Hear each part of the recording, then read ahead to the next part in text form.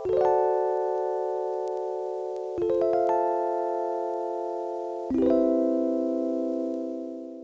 my name is Selena. Hi, my name is Unsul. And you're listening to Real Talk, where we talk for real about the most recent movies we've watched.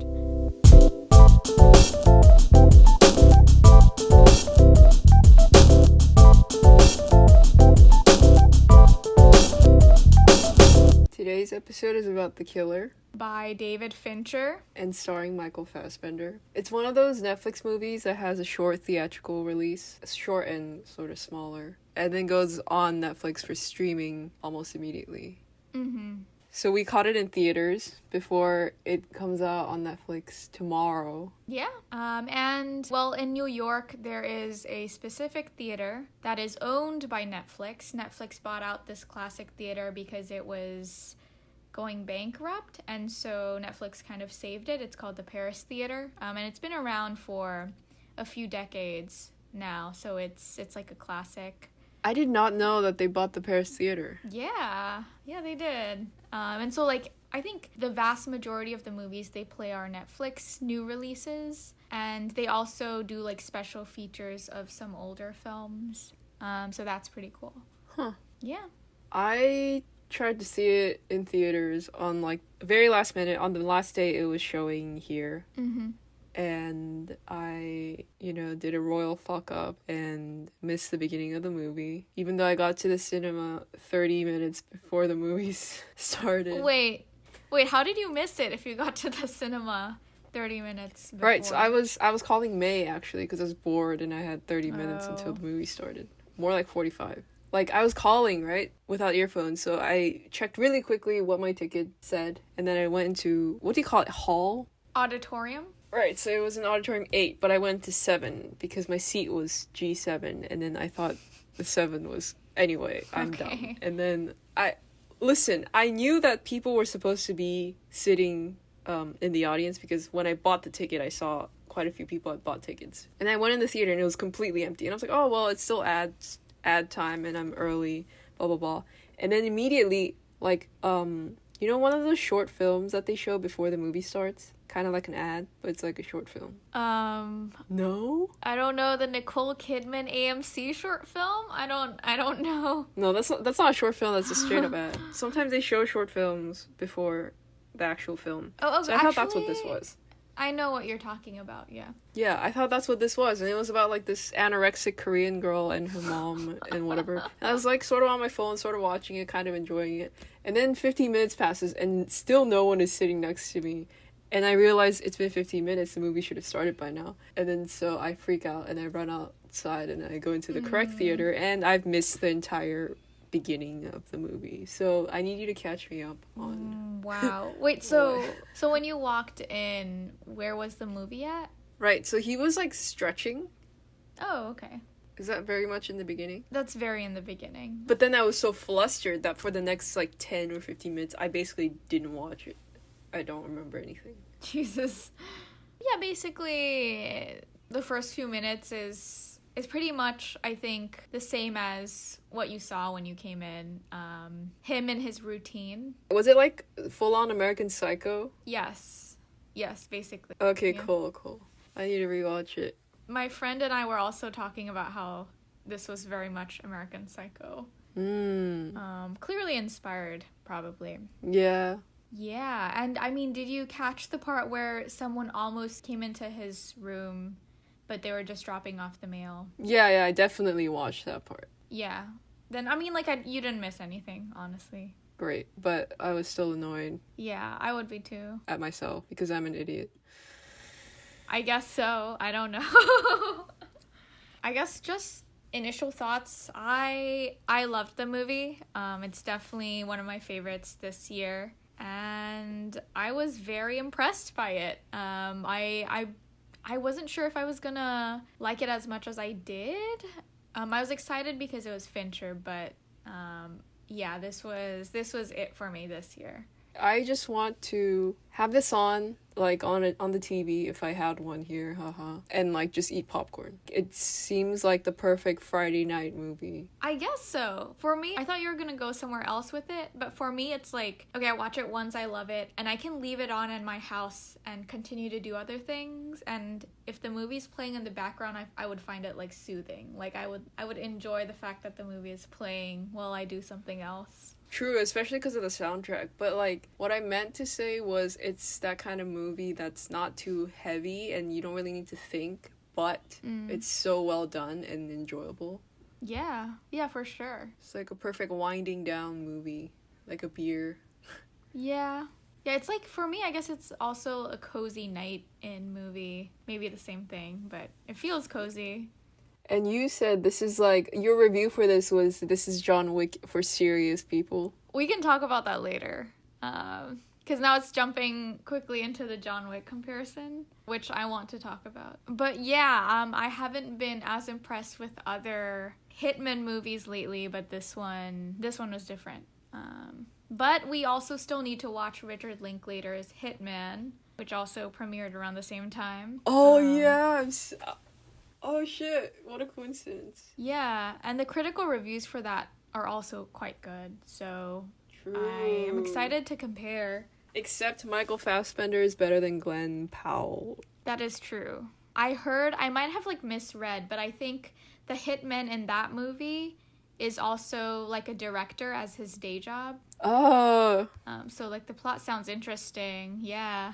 So just to give you a quick summary of the movie, the protagonist is Michael Fassbender. He is known as the Killer, and he's basically an unnamed hitman. You don't ever learn his real name, but you see the many different aliases that he uses as he frequently travels to evade people that are chasing him. But that is jumping a little too quick into what happens later on in the movie, but essentially the killer is someone who really prides himself in his perfect track record with killing. And what basically drives this movie forward and starts the chain of events that we get to witness is how he ends up botching a kill job for the first time and has to deal with the repercussions. And those repercussions involve how someone close to the killer, who is his girlfriend, she becomes the unintended target of an attack by other mercenaries who were assigned to take him down because of his botched job. And so this turns into a sort of revenge narrative where the killer seeks to hunt down the people responsible for hurting his girlfriend. Typical John Wick. Yeah, sounds very John Wick. But I preferred this over John Wick for various reasons. So did I. Yeah. First impressions in the beginning, which you missed, but like even if you missed the beginning, what did you think of it in the first few minutes that you were in the theater? Okay. The impression I got was, okay, so we're supposed to think this guy's a psychopath killer, except the reason he keeps repeating this, like, mantra to himself is because because he isn't a psychopath. He's, like, convincing himself, not convincing himself, but, like, putting himself in a trance and telling him not to sympathize, to be focused. What does he say exactly? Forbid empathy. Yes. Trust no one. Fight only the battle you're paid to fight. Breathe, calm. This is what it takes if you want to succeed. Like, so obviously he isn't really a psychopath. And then I guess throughout the movie, we see the human side of him, and he isn't a psychopath. So in that sense, very unlike American Psycho. Yeah.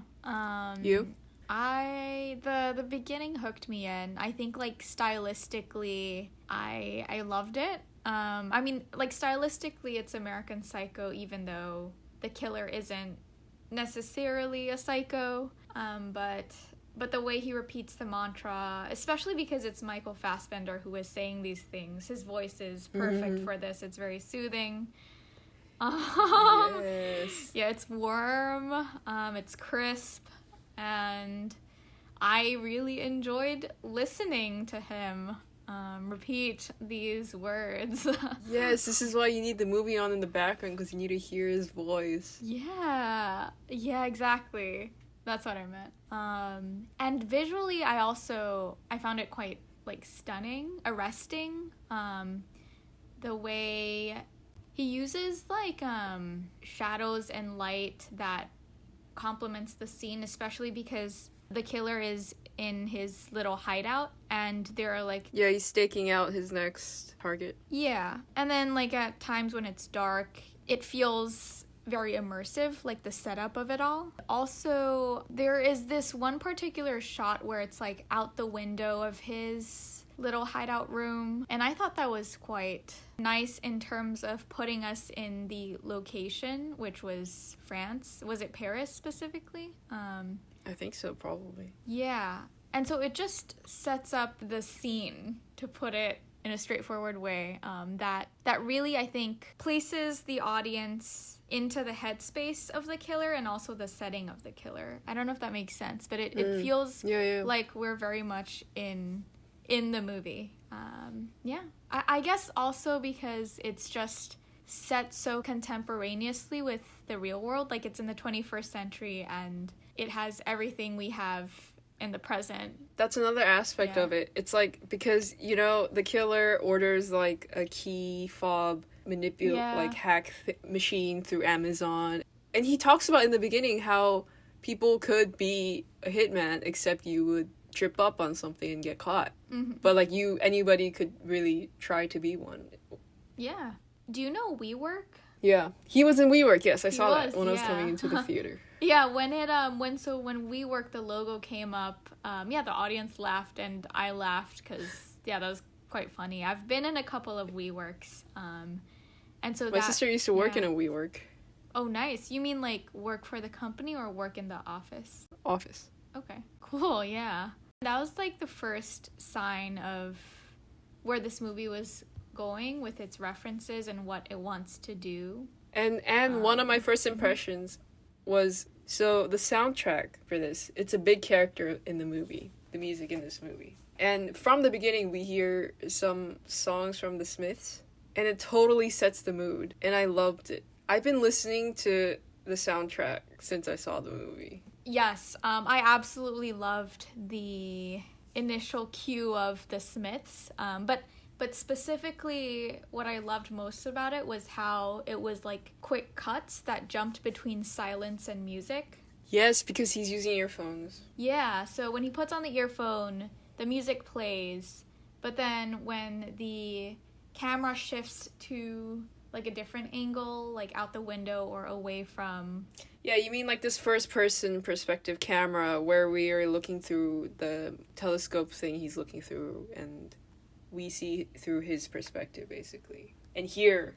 Yeah. As if he hears. Like, yeah, it's amazing. It's great. Yeah, no. I think, like, technique-wise, that was what reminded me that this was also another, in my humble opinion, master at work.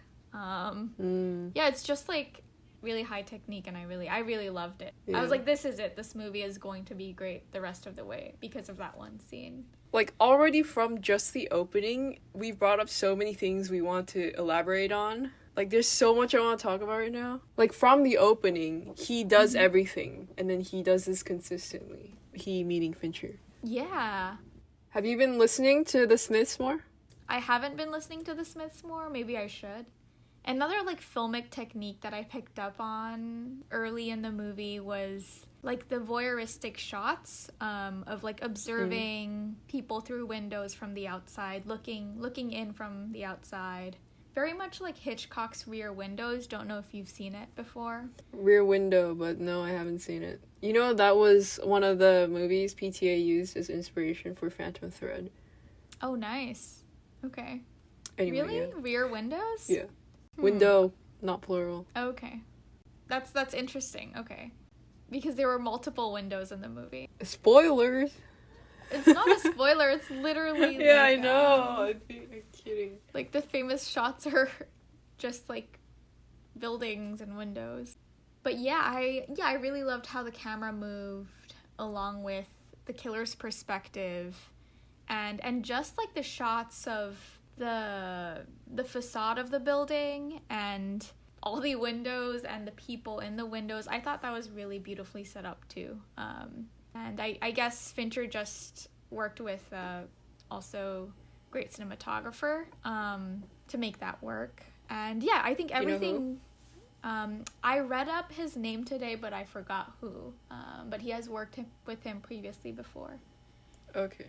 Okay, I found him. He is Eric Messerschmidt.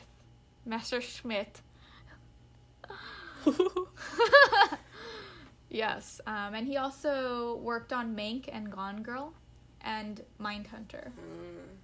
Any other initial impressions you had? Or just that... Oh yeah, it's like separated into chapters, was it? Volumes, acts, something? Oh yeah. And I don't know what the first one was called, and I don't, because I missed it. I forgot too. The first one was just really simple, but I also forgot. I think it might have been the location name. Oh, no way. Because the pattern of the titles was like... I think it was like maybe like The Job or something. Something along like the lines of that. Yeah, probably. Huh. I wonder why he chose to do that. Because I don't remember any of his other movies doing that. I think it might have been... So I guess something we forgot to mention is that the movie is based on like a French graphic novel. Don't know if you knew that. No, your research is coming in handy. Yeah. And I think I just... Like, I heard about it during a lot of the campaigning for the movie or commercials for it. And... But, like, this is... In terms of story, it's such a typical story that it's not really something that is cool that it was adapted or anything based on anything. My suspicion is that because it's a graphic novel, it was very visually driven, and probably much of like the narrative was just the killer's internal dialogue. So yeah, I think maybe Fincher picked up on that and decided to put it on screen. Right. But yeah, I guess I suspect that the different like chapter titles are based on the chapter title of the graphic novel, but it could also be entirely Fincher's creation. Yeah. That explains it. Mm-hmm. Yeah, that's why I brought it up. Right. Yeah.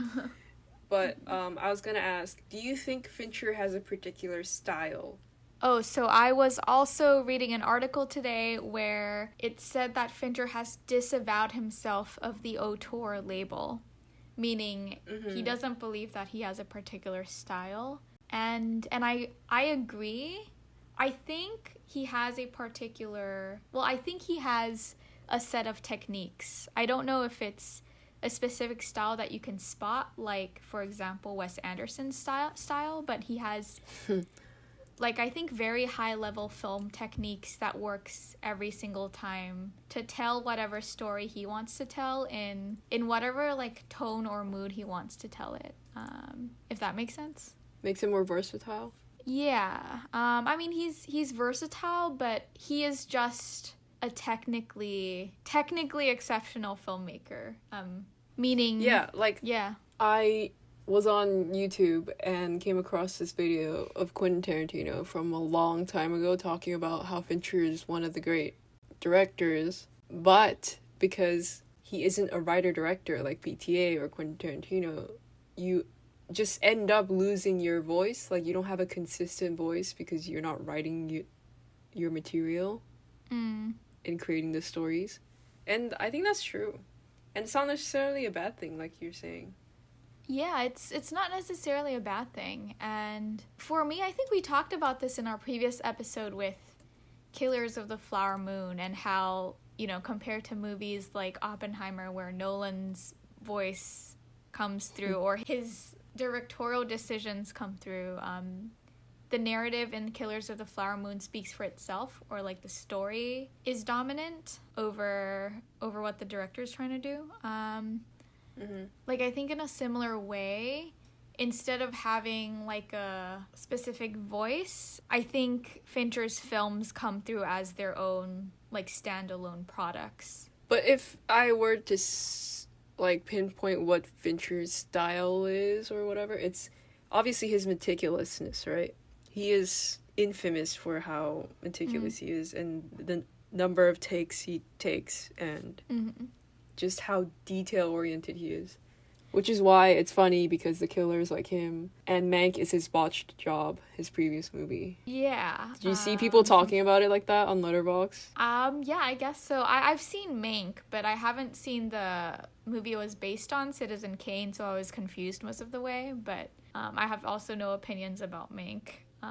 So I don't know how I feel about. Because people were like, this is comments. Fincher apologizing for Mank and coming back.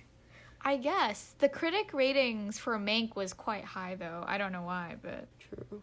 so you're talking about the meticulousness of his style. I think it's just like excelling at like technique, which reminds me of also like Park Chan-wook. They're both like very similar, like very clean. Highly technically precise movies. Big part of that is editing, though. Yeah, for sure. I think editing and directing that shapes the editing. Something else, though, that I would say characterizes Fincher's movies is the twists he always seems to have in his movies. At least the ones I can remember. But this one didn't have a twist. It was just, a very predictable story. Yeah, to me, the movie was less about the story and more just about being on this revenge journey with the killer, just like being his companion. But also, one of the critical responses to the movie is because, the storyline doesn't go anywhere, Fincher missed his shot with the movie. So they didn't think it was that great of a movie because they felt that it was hollow. I think that was... They missed the point of the movie. Yeah, I agree. They totally missed the point of the movie, and Fincher probably doesn't care about that particular point. But yeah, when I read that, I also felt that wasn't what he was trying to do with the killer. But if I was to criticize the movie, I would say... Maybe I'm skipping, but I would say, because the story is so typical, and, it's like a revenge story for his girlfriend, and then the end, can I spoil this? Sure. Is like he's back with his girlfriend at like a beach, and they're like, whatever, happily ever after is implied. And that felt so cheap to me. And that I had a slight problem with. But I think maybe could Netflix's contribution to movies, which is making them shit, have made this feel kind of cheap? Or like it has a Fast and Furious vibe, where everyone's back together and they're at the beach. I'm just talking about the ending here. I know, I can see that. But I also feel like the ending wasn't the point of the movie. Do you know what I mean? Like... Yeah, I do. I'm just saying, if I was to criticize the movie, I was not a fan of that. Yeah, that's fair. I think that's a fair critique. I felt like I was fine with it. Yeah. So I was talking with my friend who I watched it with, and we both said it was anticlimactic, but in a nice way. Like we weren't expecting anything climatic because of just like the pacing of the movie throughout and how it was structured. It felt like a nice way to fall flat. I think, as I said, because it was so soothing in the beginning, this was just like a continuation of that. Like, being in the beach is the epitome of what it feels like to be calm and relaxed. And I guess it makes sense in that way. Like, it comes full circle. Yeah. Yeah, but instead of being relaxed in a tense situation, you're actually relaxed in a setting that is supposed to be relaxing. Right. Do you remember how it ended exactly? Because if I recall correctly, Michael Fassbender says something, like he has the last line. Oh, obviously he's the only one talking throughout the movie. Yeah. But do you remember what he said? I remember his last line. I remember, like, the content of his last line. He basically says that he is one of the many. Oh, yeah. Yeah. Okay. Yeah. Oh. Because I remember thinking, ooh, that was good. Yeah. I don't know if this is also what you missed in the beginning, but in the beginning he says he is the few compared to the many. Yeah, it's about how the few dominate the many, something like that. I don't remember exactly. But that was the point. How, the top 1% basically dominate and control everything. I really want to remember, but I think it would be helpful if we can pull that up. What's the quote? From the beginning of time, the few have exploited the many. I remember reading an article that had a different interpretation of it, which I also thought about. Because it's about, okay, this is how I took it, right? Mm-hmm. How I understood it is the few control the many. And in the beginning, did he say he was the many in the beginning? Or the few? He said he was the few in the beginning. Okay, meaning he has control of the situation. Mm-hmm. He controls things, which he was controlling things. He was put together. Mm-hmm. And then he botches the job and everything falls apart. And then, like, he realizes he has no control. And in the end, he's also the many. That's how I took it. Yeah, oh, okay, I remember the interpretation. So I think, yeah, you're right. Like, part of being in control is also controlling your mortality. I mean, because he is a hitman, he is killing people. So at the end, okay, this is getting a little tangential, but did you feel that there was, like, nihilistic undertones in the movie? Like Fight Club-esque about how... Yeah, right? Yeah, for sure. So at the end, in recognizing himself as one of the many, he gives up that control over his life, meaning, you know, you have to accept your fate, which is death at some point in life. That's so Albert Camus. Yeah, I guess so. But I also wanted to bring this up, the comparison with, like, Fight Club thematically. Both movies are nihilistic, and like the silver lining for both characters in both movies is, even though it's a really minor aspect of the story, it's love for the both of them. Even though life is meaningless and, you know, you do these things because society tells you to do, or because you're trapped in this machine as a piece of cog, life is like the thread that you can hold on to.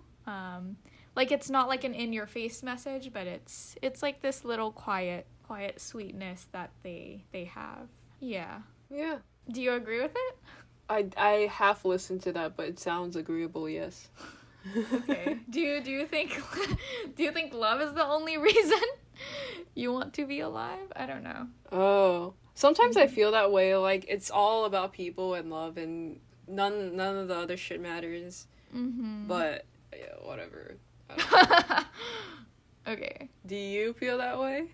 Okay, I don't have a firm answer, but I'm inclined to agree with it. Okay, good.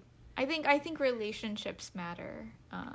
And I also wanted to talk about how, you know, in my class with Brian Greene during my junior year at Columbia, we were assigned to watch the movie Fight Club as part of the, like, session topic on finding meaning in a seemingly meaningless life. And yeah, his point at the end, Brian Greene's and, you know, the movie, is that, yeah, like, building these types of relationships is one of the types of meanings that we can find. Aww. Okay, yeah, right. So this Brian Greene class was basically about finding the meaning of life, and it was amazing. Yeah, it was amazing because he was an excellent lecturer. But can I just say, it's so typical that he's a Fight Club guy. You know what I mean? He just looks like a Fight Club guy. Yeah. Oh, something I forgot to say was, like, Fight Club was part of my, like, formative film years. Like, it's also one of the movies that got me into film. Like, I absolutely loved it when I first watched it. Like, it sort of, yeah, it blew my mind. Yeah, all of Fincher's movies, really. All of what? It's like entry-level film bro movies. Nolan and Fincher, except Fincher's better. Yeah, Fincher's better. I don't know if I would call... Okay, I guess, you know, it can be entry-level for some, but yeah, I just, like, remember... It's more palatable in the beginning. I'm not saying it's any worse, necessarily, when I say entry-level. I'm just saying it's more palatable to the beginner. That is true. I'm a beginner, that is I should true. shut up. Yeah. The movie was actually quite controversial when it first came out. But I remember, like, resonating with, like, the themes of the movie and how dark it was in my emo period in middle school. Are you out of your emo period? I am in a different kind of emo period. A more adult kind. Yeah, I am in the killer kind, not the Fight Club, not the Fight Club kind. Holy shit! When the killer was fucking up his boss, were you imagining certain things? Unfortunately, no. I was not imagining certain things. Aww. So there's this review of The Killer that I saw on Letterboxd, and I relate to it. It's gotta see it again to decide if this adds up to more than just an incredibly well-made, low-stakes genre experiment, but either way, I had such a blast. And that's exactly how I feel about the movie. I personally have a response to that. And that is, I mean, on my first watch, I did feel like it was more than just a low-stakes genre experiment. I feel like... Right, the whole nihilistic conversation we just had. True! Yeah. Now that you say. I guess we discussed about that already. But also just, I liked it as like the film was just like an internal landscape of the killer. And I think it was like a portrait of this person who, as we discussed, is behaving like a psycho, but is not necessarily a psycho. Yes. I guess you can read between the lines of the movie a bit more. Maybe it's deeper than it seems. This person just didn't see that. I don't know. Good point. So, okay, I think it was so effective because, okay, one, Fassbender's performance carried so much weight. He just... Okay, yes. He filled his role with substance. His being filled the role with substance. And Fincher's direction also turned the movie into something that it otherwise wouldn't have been. Yeah, the way he, directs the killer to have this internal monologue and to... I mean, well, technically he's directing Fassbender, but the way he's putting the movie together for the killer's story, like it gives us insight into this man's world and his life and his thoughts. And it just feels like a very full portrait. Right, this movie could have so easily been like a shitty action thriller. I don't know how it's done so well, but it so easily could have been so bad if other people worked on it. Yeah, exactly. So yeah, before we started this recording, we had an initial conversation. Not really, we just brought it up about whether or not this movie constitutes as art, and because I described it as art and you mentioned that to you it's not really art. But earlier you were talking about how, if someone else made it, it wouldn't have, turned out as great, and it would have just been like a shitty action thriller. I think that's like, that's the mark of art, being able to achieve this, whereas someone else who tried to do the same would fail. Like, the technique involved and the vision involved, I think I would call that art. Yes. The reason I said it wasn't is, like, I put it in another category to my favorite movies, the indie ones, the artsy-fartsy ones. That's fair. Obviously. And this is, to me, closer to entertainment than it is, like, art and emotional, connection or whatever. So, like, sometimes when I watch movies, I'm either, like, fully immersed in it, like, for example, with, like, a popcorn thriller, or I feel more observant about it, and I notice, like, the techniques of the filmmaking, or I'm actively trying to figure out what is going on in the scenes and what the director is trying to do. I think maybe it's, like, the circumstances of the time when I'm watching The Killer, but with The Killer, I felt that I was more observant. Really? So even though, it is probably a very entertaining movie, I think at that time I noticed the filmmaking a lot more, and I sat with the film as a piece of art. That's an interesting criterion to separate art and the rest. I guess it's not really a criteria, it's just like the frame of perspective, one of the two that you can take while watching a movie. Yeah. Well, there's a third one, which is sleeping through it.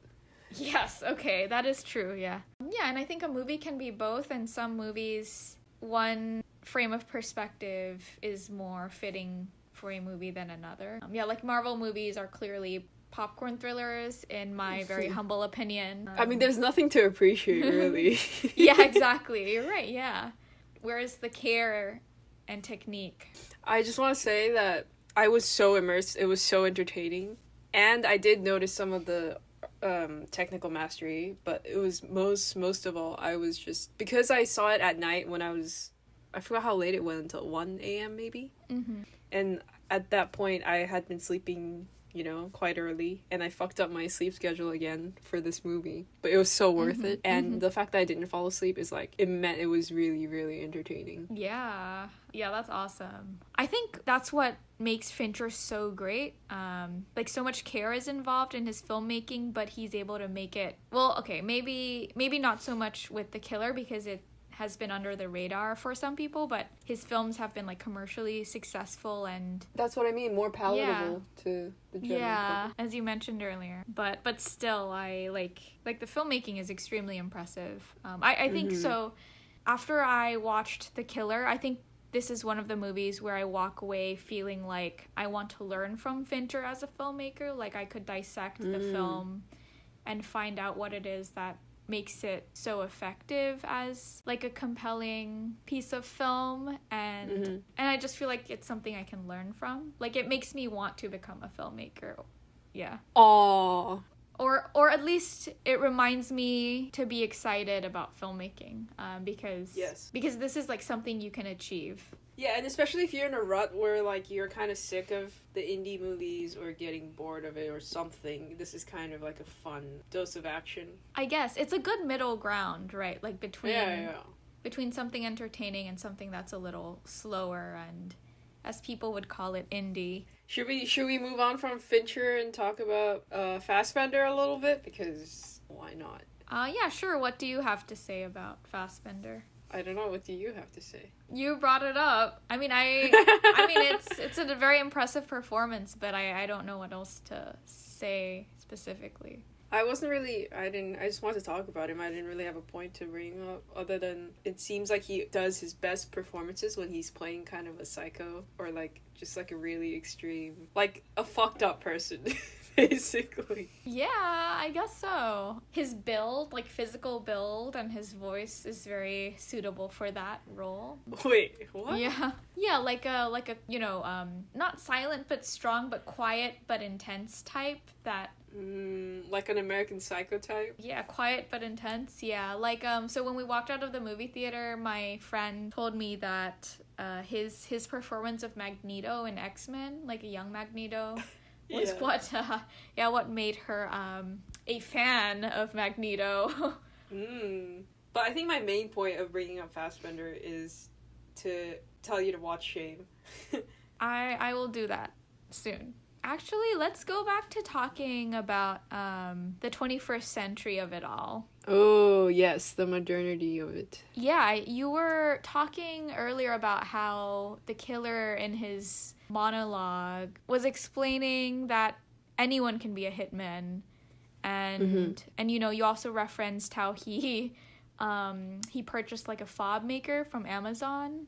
It's like a reflection of the conveniences of the modern world, right? How easy it is to get any of these tools and to, if you wanted to, hypothetically, to murder and get away with murder. And it's also kind of like a more subtle way of what Barry did in that one episode where Barry goes into literally a Walmart and buys like 2 machine guns and they're like, can I see your whatever license? Okay, here you go. Like, that's it. You can just literally buy 2 machine guns in a Walmart in America. Yeah. It's so absurdly simple and easy. Yeah, I also totally forgot about Barry as another hitman show / piece of media. As dark as it can get. I guess because like between season 3 and season 4, it felt less like a hitman show and it became a little more chaotic. True. But yeah, I guess like speaking of all these conveniences, yeah, I think Fassbender's character, he reflects on how we're all like cogs in the machine, the few versus the many, and we see him in like these delivery man roles or like a garbage man role, and how he's able to like camouflage in plain sight. He's disguising to get into an office building. Yeah, and all of these roles are just like everyday roles that turn the wheel of society. And I don't know, it also shows that being a hitman is no different, which leads to his like epiphany at the end of how he is also one of the many. Yes. Yeah. Nice. Yeah. And I was gonna say, yeah, it also, the movie, aside from WeWork, highlights other corporate cultures. Oh, do you know Equinox, the gym? Nope. Okay, it's a very high-end gym that that you go to if you have money. It's all over New York. And I'm guessing Fincher didn't get the rights to use Equinox, but in the film they used like a fictional name, Balequinox. Yeah. Oh, I didn't even catch that. Yeah. Yeah, I saw that. I was like, oh, that's funny. Did people in your theater not laugh? I don't know. Maybe not. The Balequinox was a little more subtle, but I caught it. Yeah, just like all the allusions to corporate culture and like mass consumer culture. Yeah. Yeah, cogs in a machine. Very much Fight Club. I have this written down in the beginning. He has a line that says, "Fight only the battle you're paid to fight." Yeah, I said that. Oh, did you? I don't remember. So yeah, it just like, as you're existing, you do what you're told and you don't question it. And that's what most people do in society in their roles as like an Amazon worker or FedEx driver. Slaves to capitalism and society and whatever corporations. Slaves to being alive, existing. I'm kidding. That's how we feel right now. Yeah, basically another running theme of the movie. And another thing that was interesting is, this is something I also read about, but when the killer screws up in the beginning with his target, initially he was, well, I don't know if I agree with this because this is someone else's take, but they said he was less worried about the consequences of his fuck up and more like appalled by his failure. Yeah. Yeah, how is it that he missed the shot? Yeah, for sure. I don't think he was expecting any consequences. Yeah, and yeah, that's a really like interesting reflection on perfectionism within these types of roles. The cog in the machine role. You know, we want to do really well. We want to be flawless in what we do, but what is it that we're actually doing? Which reminds me of my current work, but it's okay. Yeah, I am expected to be flawless, but what is it am I doing? Yeah. So we talked about how this movie is kind of like John Wick. Let's talk about that. Yeah, the premise is very similar. Someone close to the hitman, assassin, or killer is hurt. And this motivates the killer to seek revenge. That is basically the plot of John Wick, at least John Wick 1. Yeah, and 2 and 3 and 4. And in both movies, the employer turns on or is somewhat responsible for the harm that is being done to the killer or someone close to them. Yeah. Yeah. But the key comparison here is what you said, your Letterboxd review of John Wick. Yeah, I said the killer is John Wick for serious people. And did you see my reply to it, my comment? I forgot. I know you commented, but I forgot what you said. It was a Succession quote, because you said serious people. What did you say? It was, I love you, but you're not serious people. Oh, yeah. And I think you're so right, because this is John Wick if it was good. Like, to be more specific, for me, it was more cerebral and had less mind-numbing action, because I don't know if you're the same, but when there's too much action, I just zone out and I'm not it's nothing. Yeah, I think the only time I appreciate action is when there is meaningful choreography, and some people praise the choreography in John Wick, but I really don't see it. I'm sorry, I don't. Yeah, I don't see it. Especially what are you the latest about? one. I was like, what are you doing? You can see 10 guys literally waiting around. I know. And when he's just shooting people, he's just his hands are raised and he just shoots them, and then he just walks forward and just he cocks the gun and shoots them. There's, I don't know, it's not artful. It's just, he's just going through the motions, Yes, going through the motions. Yeah. And that's the thing. Action is used sparingly in The Killer, and it's so good. It's the key action scene is the fight sequence between the killer, Michael Fassbender, and one of the guys hitman who was sent to kill him but then ended up beating up his girlfriend. And they have this really long, really intense, really brutal fight. What did you think about it? I thought that was extremely well done. Yeah. Yeah. I think the whole time I was like, wow, that man is big and strong. This is scary. But Yes. It was actually brutal. Like, I don't normally wince at things in movies, but this one I was kind of wincing. Like, oh, yeah. it felt real. Yeah, it did. And the choreography was pretty great too. Like, like the almost, well, I guess the killer was actually punched and pretty badly beaten up. So it's not like almost punched, but it was compelling. Yeah. Yes. The only part that kind of got me was distracted was there was this one part where the killer falls over on his back and you kind of see his face, and I swear it wasn't Michael Fassbender. It must have been a stuntman.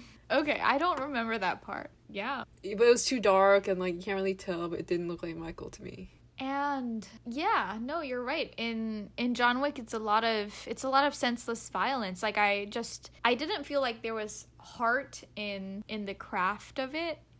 I mean, okay, maybe to the people who worked on it, it was it meant something to them. But as like a viewer, maybe I just prefer more intimate movies that have more to say or share about one character's interior world. Whereas like it's with John simply Wick, more meaningful. Yeah. Yeah. Like what is John Wick's interior world? Yeah, and it works because Fassbender is capable of executing that depth. You are right. Yes.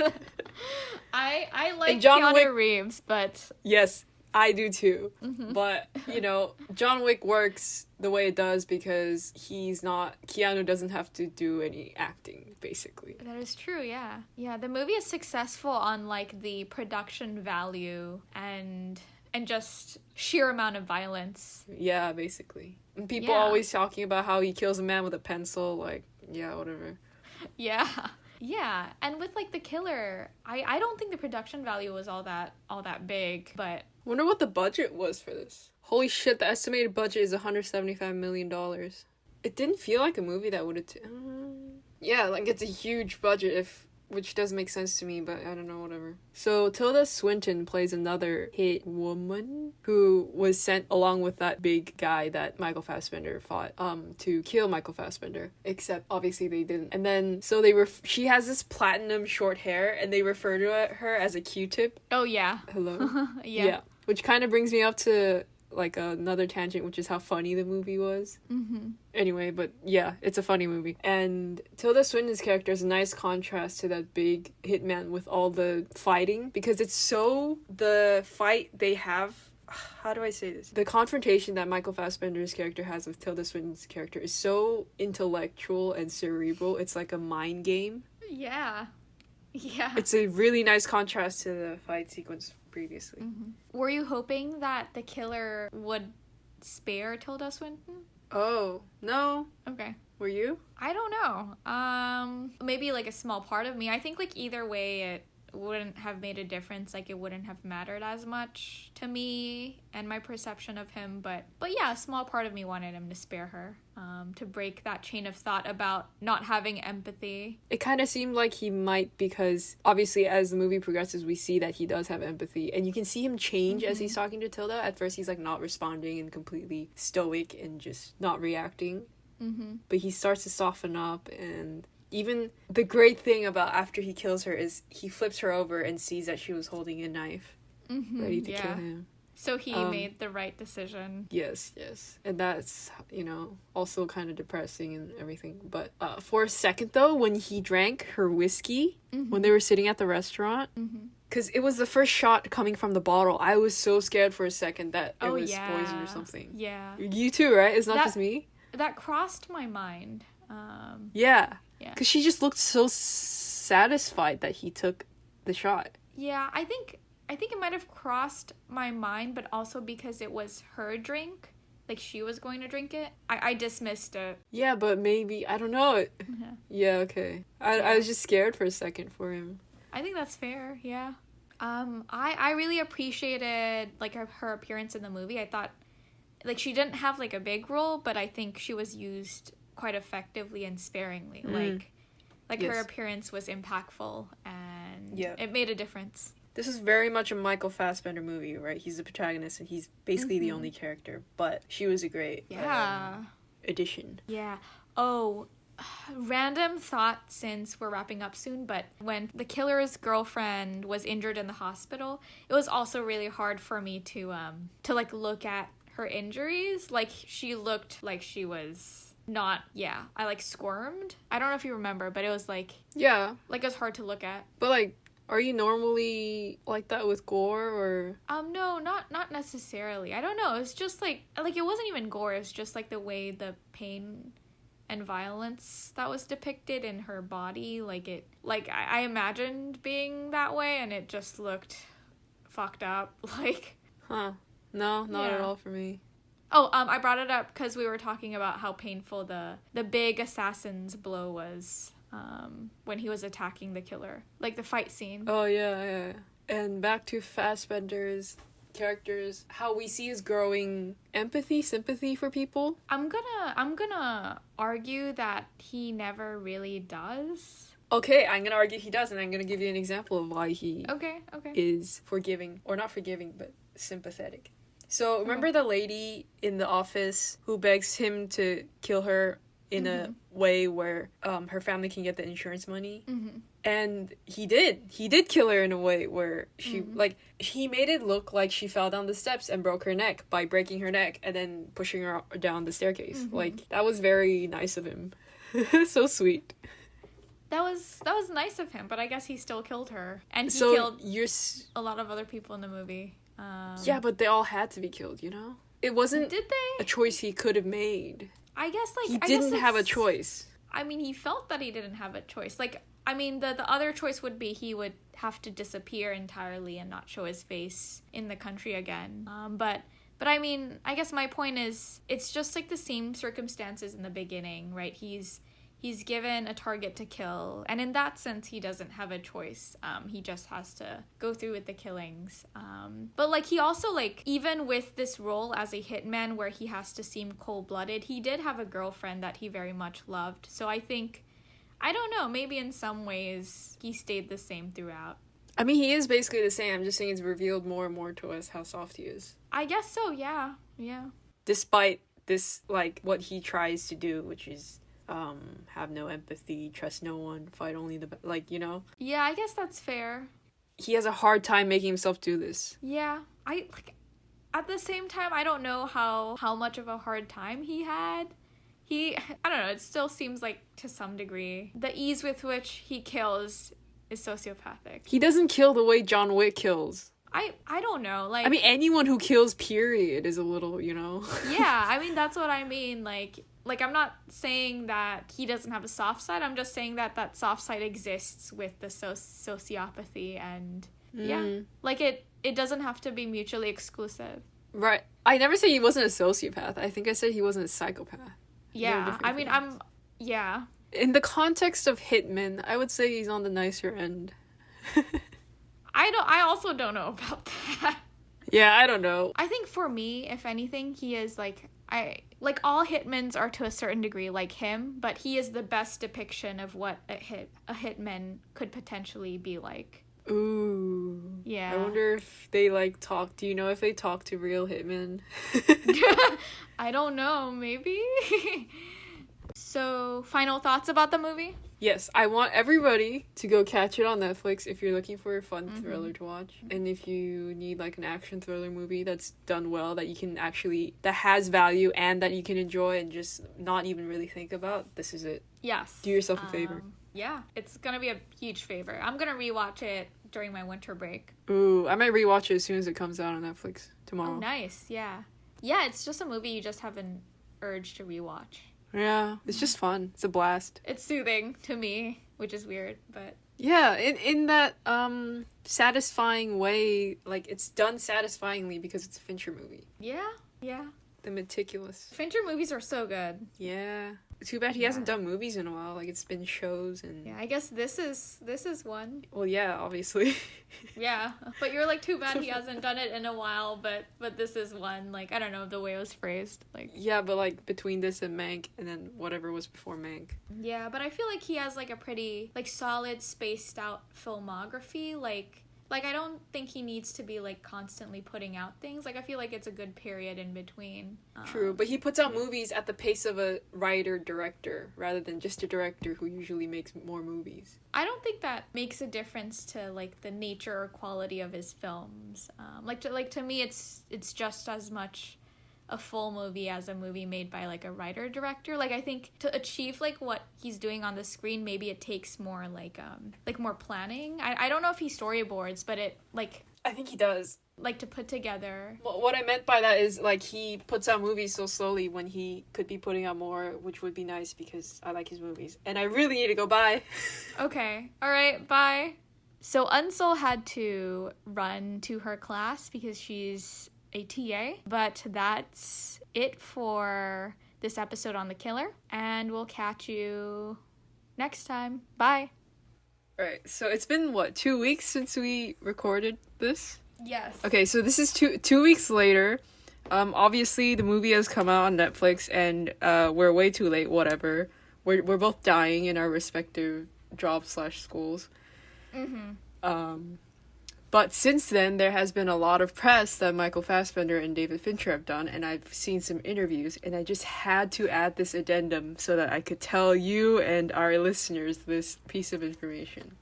Okay, what is that piece of information? So if you've seen any press on the movie, you'll probably have heard about this. Do you remember the gloves that Michael Fassbender's character is wearing? Mm-hmm. And they just kind of look like latex. I just thought they were latex, like, kind of surgical gloves. But no, they're fisting gloves. Oh, like sexual fisting? Yes. Whoa. You may wonder. It's exactly what it sounds like. And okay. So the joke that Fassbender likes to make is that they bought out an entire company's entire stock of fisting gloves. So there was, like, a shortage of them because apparently once you use one, it's kind of done. Okay, yeah. Yeah. It is definitely done.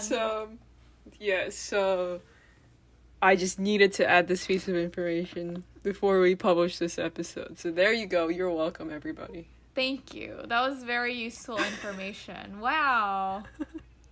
That's fun. It somehow works. Did they say why they decided to use fisting gloves?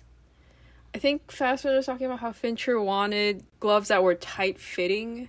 Ah. Which makes sense because I guess, when he's dealing with guns or something, it needs to be, it's like doing surgery, isn't it? It's like, you have to be precise. Mm-hmm. But then I guess latex surgical gloves are just too flimsy, so it's kind of an in-between.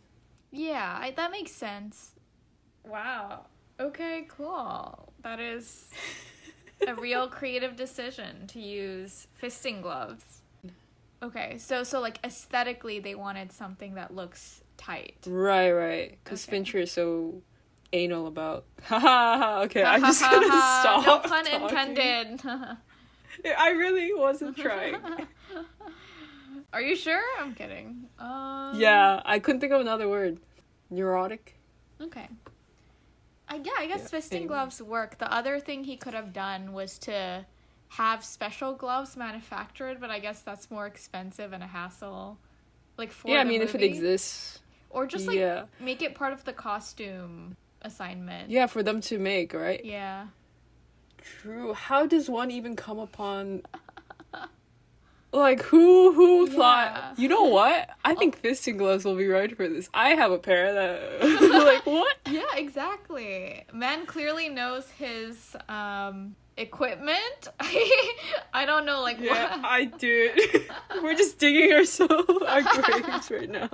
Yeah, like, if it were me, I would be like, oh, I will have my makeup wardrobe artist take care of this and create something that works. Not, oh, let's use fisting gloves. Or, I mean, maybe I would think fisting gloves would work too. I could use that. But then I would need to be familiar with fisting gloves and... Exactly, that's my point.